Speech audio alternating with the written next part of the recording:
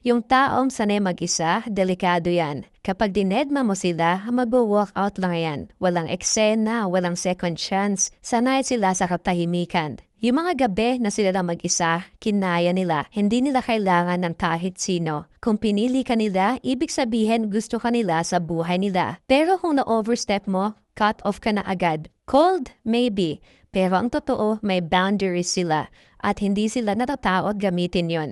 Try mo sila i-manipulate, threaten na aalis ka, bubuksan pa nila yung pinto para sa'yo. Hindi dahil sa wala silang pakialam, kundi kasi hindi nila kailangan habulin yung mga tao hindi para sa kanila. Kasi alam nila, better to lose a person than to lose yourself. Hindi sila nag-chase, hindi sila namhihingi. Pinapanalagaan nila ang peace of mind nila dahil pinaglaban nila to ng matagal na panahon. At kapag ang tao ay kontento na sa sarili niya, wala kang magagawa. Wala kang power sa taong buo na mag-isa pa lang. Hindi sila natatakot maging mag-isa. Pinapahalagahan nila yan. Marami na silang pinagdaanan at nalampasan. Hindi sila bitter, totoo lang sila sa sarili nila. Kasi kapag pinili ng tao ang respeto sa sarili kaysa sa drama at gulo, kapag pinili niya ang peace kaysa sa toxic na companionship, that person becomes powerful and dangerous.